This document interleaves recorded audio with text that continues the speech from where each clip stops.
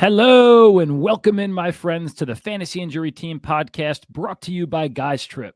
It's time to talk about some heavy hitters today, running backs. But first, are you planning a golf trip, bachelor party, sporting event trip, or just need a weekend getaway with the guys? Guys Trip plans your entire trip and saves you up to 30% off retail pricing for rental homes, transportation, golf, nightlife, and so much more. Visit guystriplive.com and use the code FIT for 10% off your fee today. Guys Trip, just show up. So today, ladies and gentlemen, we've had 6 running backs coming off major injuries to analyze, dissect, discuss, Tom, a hit the thesaurus, examine, consider, ponder, all of these things. And you guys out there, it is crunch time. It is time to get grinding. August 16th, fantasy drafts are looming. Going to be a fantastic episode. But first, Tom, the doctor of physical therapy himself, how was the expo, man? The Fantasy Football Expo, the Hall of Fame you went to. Tell us about it, man. What a fabulous event. Thank you so much to Bob Lung for putting that on.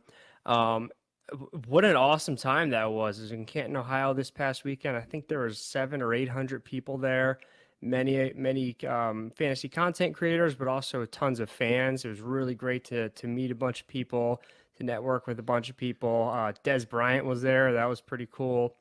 And the Hall of Fame itself, phenomenal. I had never been before, always wanted to go. What a really phenomenal place, Joe. You've got to go there sometime. It's super, super cool. Next year, man. I think next year I gotta make the trip. Me, you, Vin, some of the fit boys. Tom was taking selfies with the plaque or the Lombardi trophy, but you had like Brian Dawkins sculpture. You had everything going on there, man. Are incredible. They look so freaking real. It's amazing. Cool place. And you were on the injury panel too with Dr. Jesse Morse, right? Yes, as well, and a couple other guys. Jesse Morse and Brian Scott. We were up there for an hour on Sunday morning. Really great conversation, great participation by the audience. Probably had 40 or 50 people out there listening to us talk. It was a really good time.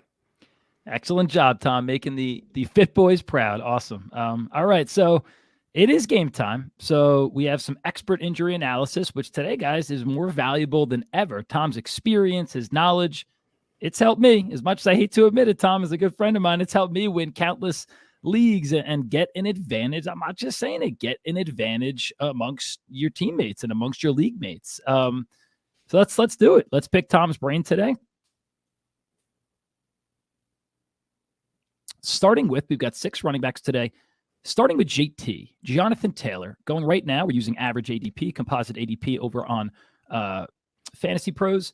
Going at RB6, overall 15, which is good enough right now for an early second round. JT still just 24 years old, coming off an ankle sprain early last season, underwent a cleanup surgery, about 8-9 months ago in December. Tom, this man broke fantasy football 2 years ago with an unforgettable 2021 season. Can he get back to his dominant self, or are we concerned going forward, Tom? I am highly concerned right now. Highly concerned. So he's still dealing with the ankle injury from last season. If we remember last season, week 4 or 5, sometime in October, high ankle sprain, missed 2 games, came back, re-injured it, missed another game, injured it again in December. This is the same injury 3 times throughout the season. We know these ankle sprains are notorious for doing that, especially high ankle sprains. We talked a lot about high ankle sprains on the panel and how they don't always heal properly. So the issue is that the 2 bones in the shin, the tibia and the fibula, with a high ankle sprain, they get separated from each other. And there's a big, thick tissue called the interosseous membrane or the syndesmosis, same thing, that holds them together.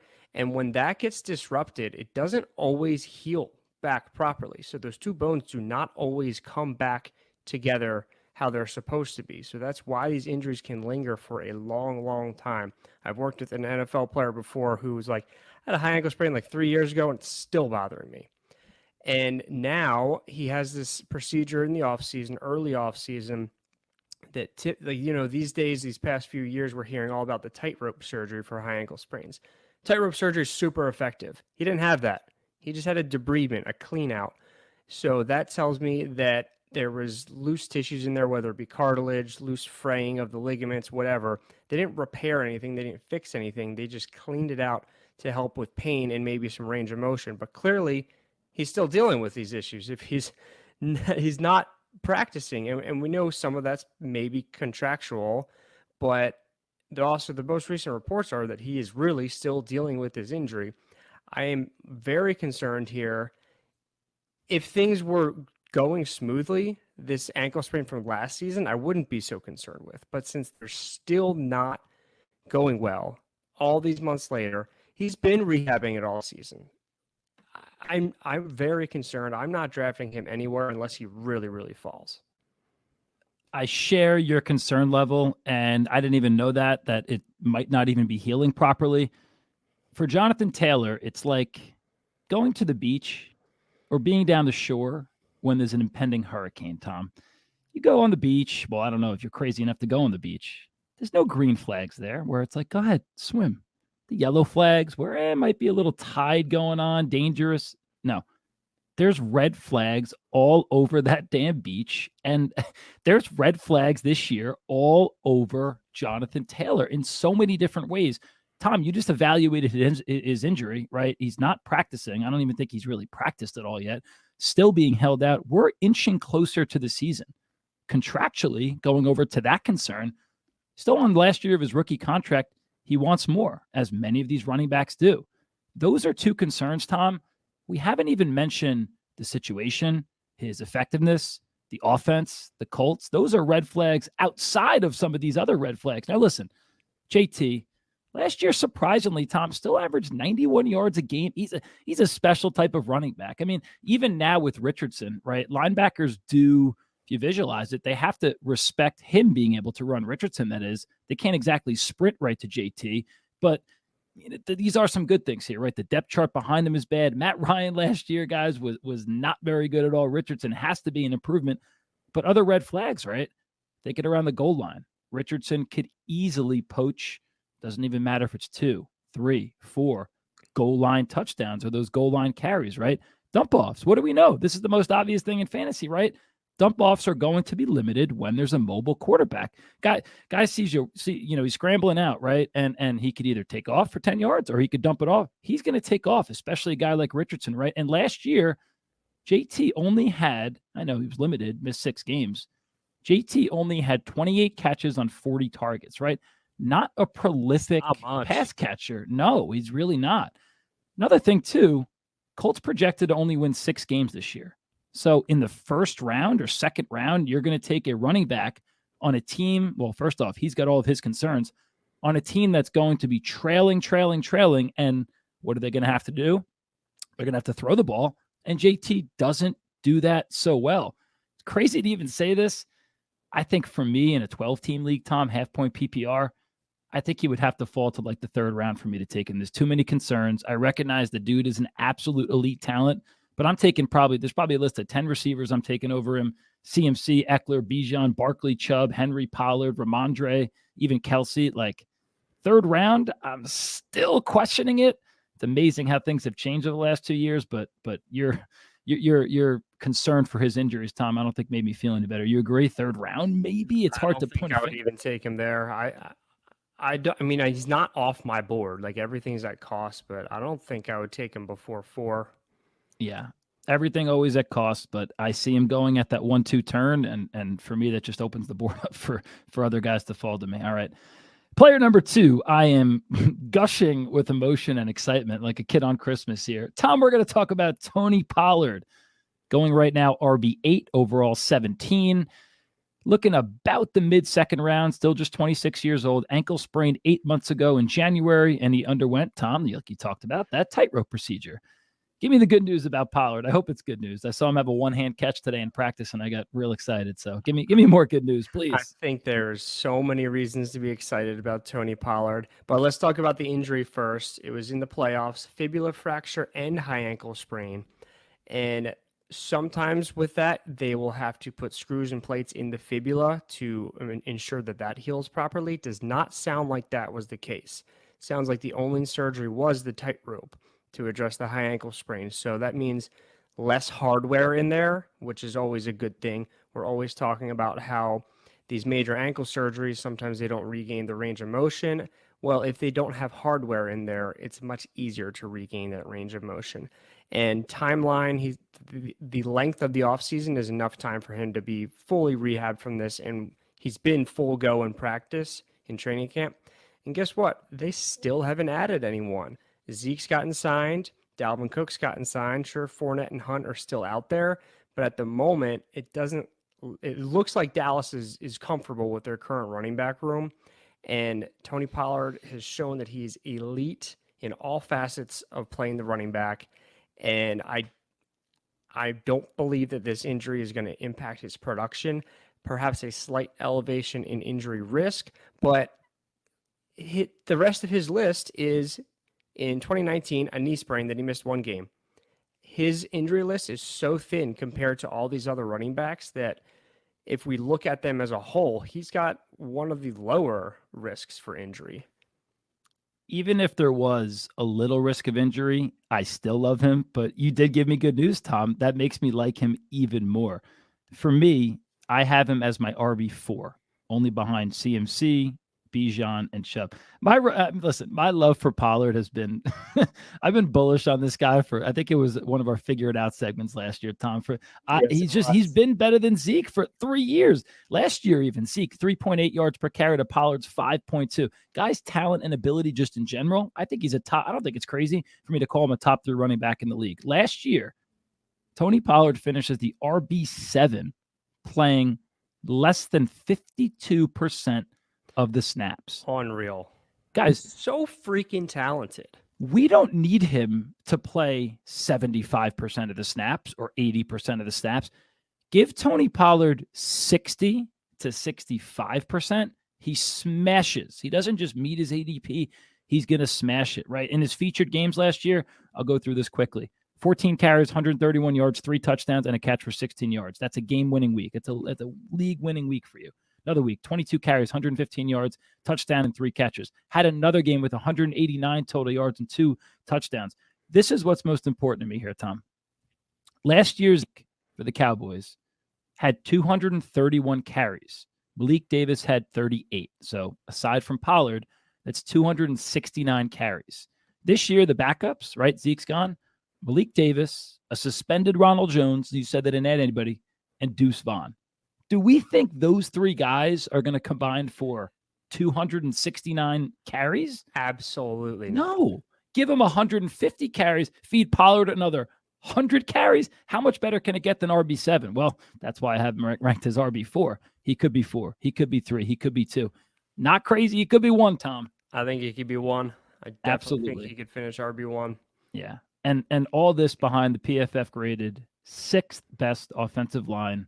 Tony Pollard, man, give me that man everywhere possible.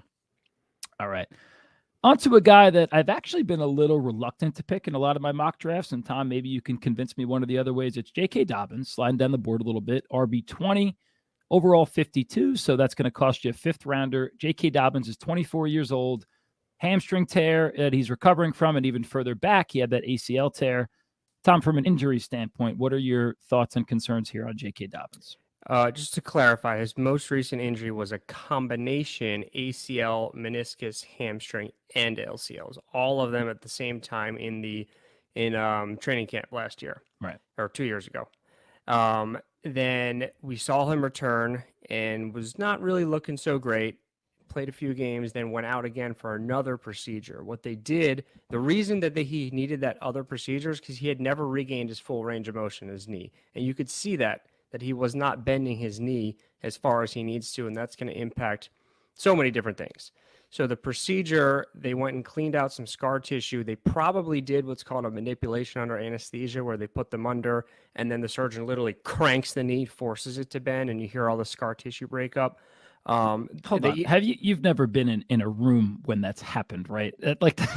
Sounds awful. I've heard from surgeons and PAs what it's like. Yeah, so they either did that, or they just went in and arthroscopically cleaned out some of the scar tissue, or sometimes they'll do both. I recently had a patient who he said that they had both done. They did the manipulation, then they went in and cleaned out some more stuff. It sounds a lot worse than it is. Like it really sounds terrible, but it's not. I mean, you're under anesthesia. You come out and you're sore, you're a little swollen, but ultimately it's what he needed to regain that motion. And it's not like you're restarting the whole rehab process of the ACL. It's not like that at all. There's really no precautions other than just like get that pain and swelling down and get that strength and balance up. But that goes much, much, much faster, like 4 to 6 weeks. And that's exactly what he missed. He missed like 4 or 6 weeks or something in there. And then he looked pretty good in the last part of the season. So I'm fairly bullish on him this year. If we look at the running back data on ACLs, and this goes back to 2017, so I'm not including Adrian Peterson and Jamal Charles, who are the two that just took off in year one. But since 2017, running backs in the first year after ACL averaged 35% less points per game than their pre-injury averages. So, and then in year two, they average 15 points per game less. So they really pick it up in year two. And in that second year, we've seen 33% of these running backs actually exceed their pre-injury average. And Saquon didn't exceed that, but only by 5% lower. So that's still really, really, really effective. I really, really like Dobbins to bounce back this year. I don't think he's going to be elite. I think the situation is gonna definitely dictate things, but I do think he's gonna have a nice season, and going in the 5th round is pretty reasonable. Right. So, like you said, now in year two, that percentage of the drop down, I guess, on his statistics comes down.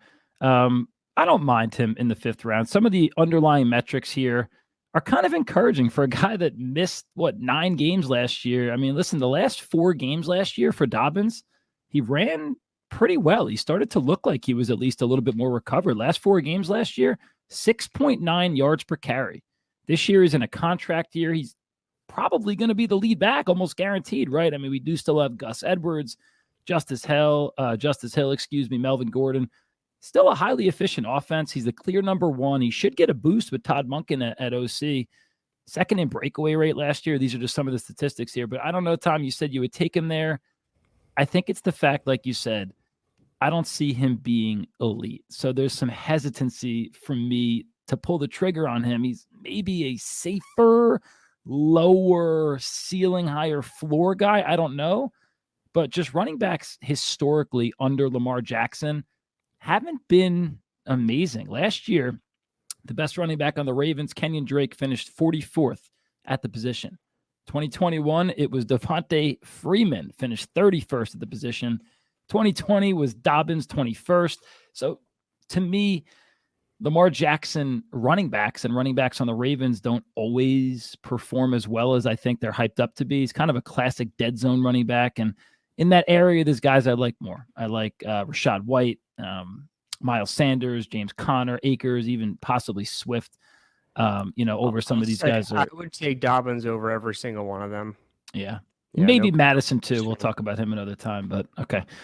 All right, 3 players left here. A guy last year that I loved. I still love the player. He's just 23 years old. Javonte Williams, going late, rightfully so, probably with all his injuries. RB 25, overall 68, which is good enough for a 6th rounder.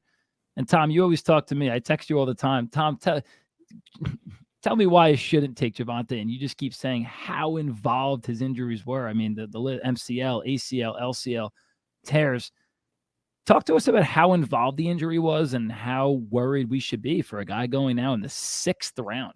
Yeah, well, I'm going to correct you again on the anatomy. It was an ACL and a posterior lateral corner.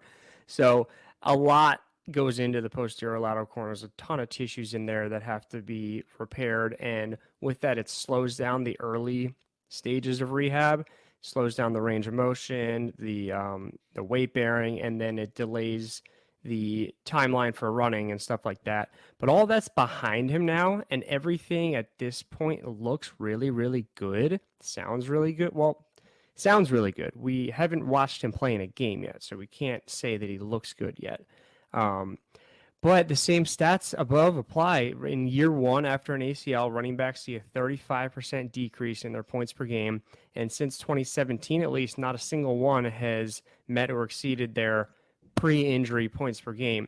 So I love everything I'm hearing about his rehab, but history tells us that it's going to be a very uphill battle for him to have a super productive season, and really to have a season that's going to outperform what his current ADP is, I believe.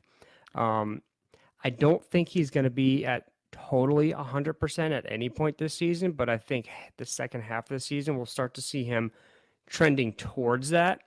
There's just a lot of everything has to go right for him to return his ADP. And so far, everything has, but the real test hasn't even started yet. He hasn't played an NFL game yet.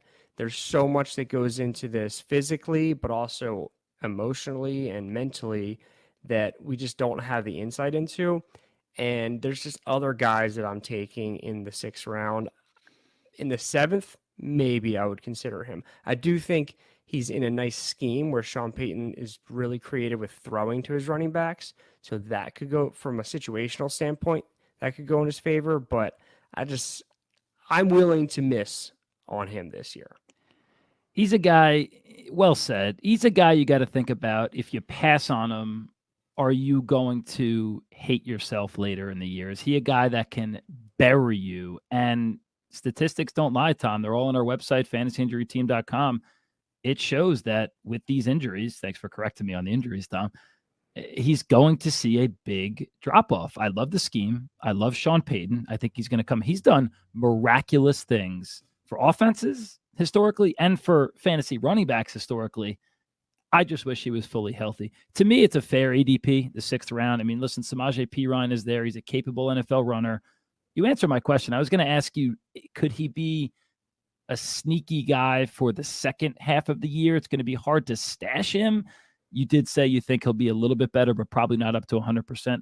I like him, but I think the 6th round, you probably should get someone that is a lock, a starter for your team. If he slips in the 7th or 8th, I'd pull the trigger on Javonte. 2 players left.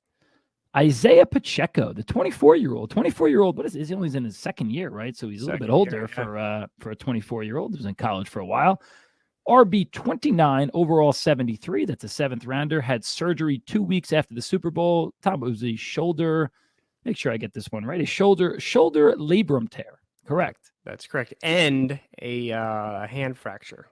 Damn, I almost had it. All right. Well, I mean, at least it's upper body stuff, and my very non-medical opinion, I don't think that's as extreme, but I'll let you talk about it, Tom. But also for a guy that runs harder than anyone in the league, I feel like the injuries could have been worse. What are your thoughts, Tom? Yeah, really no reason for concern here. The labrum repairs, they do super well. Same with the hand surgeries. And both of these are upper extremity, so it's not going to impact his running, his cuttings, his lower extremity mechanics in any way. There's really not much cause for concern right now. I don't think that we need to factor in this injury whatsoever when considering drafting or not drafting him. Great to hear. If you're not concerned, I'm not concerned. Again, only in his 2nd year, in obviously an amazing, spectacular offensive ecosystem with the Chiefs. I mean, not even a big guy, but physically tough as hell, violent runner. Listen, Pacheco in the 7th round, a pretty solid early down back, and he's going to get some goal line touches. We know that Andy Reid and this offense like to come up with crazy stuff. It's not just going to be the I formation. Here you go, Pacheco, but he will get some of that on the goal line. Really came on last year as well in the second half. Here's the thing with Pacheco, and this is why I think he is going later. Didn't have many huge games. From weeks 11 on, this is when he really, really started to pick it up, really started to get a good workload. These were his finishes from week 11 on. Half-point PPR. 10.7, 15.1, 15.2, 10.8, 8.2, 9.5, 11.9, and 12.4. It's a good RB2 flex that you're getting this late with potential upside for more. What do you think, Tom? I think he's an awesome back to target if you're going with the hero RB approach where you pick a running back in the 1st or 2nd round and then no running backs until like round 7. I think he's a great one. I've done that multiple times in mock drafts. I've got no issues with him being my RB2. Yeah, solid. I mean, just we have to put the concerns out there, but also anybody that you're going to get in this part of the draft, there is going to be concerns with. That's why they're going at this point. Doesn't catch the ball too much, to really beat his ADP. I mentioned this before. I think he does need to excel on the goal line. I think he does need to find pay dirt a bunch of times. Depth chart behind him, McKinnon's going to be the pass catcher. There's actually been whispers, this is a talk for another time, that CEH might not even make the 53-man roster, which is crazy to think about. But Pacheco's the guy, 5th round, 6th round, I think you're reaching. 7th round, I'd be pretty comfortable there with Isiah Pacheco. Last but not least, close to home, a 28-year-old man who just signed with the New York Jets. Crazy enough. We knew it was coming. We didn't know where he was going, but Dalvin Cook signs with the Jets. He's going right now, and this is probably going to be so volatile throughout the next couple of weeks. Going right now is RB30, overall 74. That's, again, a 7th rounder. Tom, it's a shoulder dislocation most recently, right? Is that what we're concerned with here? Same surgery Pacheco had for his shoulder. So Dalvin was dealing with recurring dislocations over the past several seasons, and you try to rehab it a lot of times, and if you're not an NFL player, that's probably fine. I dislocated my shoulder and I rehabbed and it's totally fine, but I don't get hit by people 300 pounds every day. So he really needed the surgery. And the surgery, like we said with Pacheco, does really, really well. It's a labrum repair surgery, and it's super strong. I'm not concerned about that popping out again unless he gets hit in a way that would have dislocated it anyway, even if he had no history of dislocations. So Dalvin Cook's really, really interesting because obviously we'll talk about Breece Hall on the next episode, but he's coming back from an ACL himself. So, and the Jets are clearly making a run for a Super Bowl. And I don't necessarily know that this says that they don't like where Breece Hall's at. I think it's just them knowing that Breece Hall is coming off an ACL, and that what we just talked about with the history of running backs coming off of ACL in the first year, it's not great. So they want to add another really, really, really good piece to their backfield that can do a couple things. One, if Breece Hall does not play well at all, that's fine. They've still got to start running back in Dalvin Cook. Or two, it's going to allow them to ease Breece Hall back into the lineup rather than putting too much volume on him up front. But to answer your question, from an injury standpoint, with the surgery that Dalvin just had, he's good to go. I mean, he's not cleared yet, obviously, but he's going to be cleared very soon, and I'm not concerned of setbacks. I think that's really well said. If I'm a Jets fan, I'm excited, and I really like the signing because it's an insurance policy for Breece Hall. You could work him back in slowly, like you said. We know Breece Hall's coming off a major injury. From a fantasy perspective, I want nothing to do with Cook at all. I mean, I think by himself, right, standalone value, I don't think there's really much there. Dead last year, Tom, in rushing EPA, a big downfall in efficiency, explosiveness. Still has to learn the Jets offense. I don't even think he's practicing yet. Maybe later in the year he'll pick it up. Breece Hall is just so good. I mean, I think for me, for a fantasy perspective, I think the only way I would want Dalvin is if I got Breece Hall. I would take it as my personal insurance policy, but I don't think Dalvin has much standalone value, especially going in the 7th round there. And before we end here, Tom, Adam Schefter actually just tweeted an article, another red flag. I mean, I hope everything's okay, but Jonathan Taylor again stepping away from practice for personal matter, or he's excused for personal matter. So just more stuff coming up right there. It could be contractual. I mean, there's just so many things right there. So just stick that back there. But Tom, hope you have a lovely night. Great job. Thanks for letting us pick your brain as always. Always a pleasure, Joe. Sure is. And for the listeners out there, we thank you dearly for tuning in. Drop us a like, give us a 5-star rating, share with a friend, family member, maybe not your league members if you want to win your league, but it goes a long way for us. We really appreciate it. We are the Fantasy Injury Team, and we'll see you next time.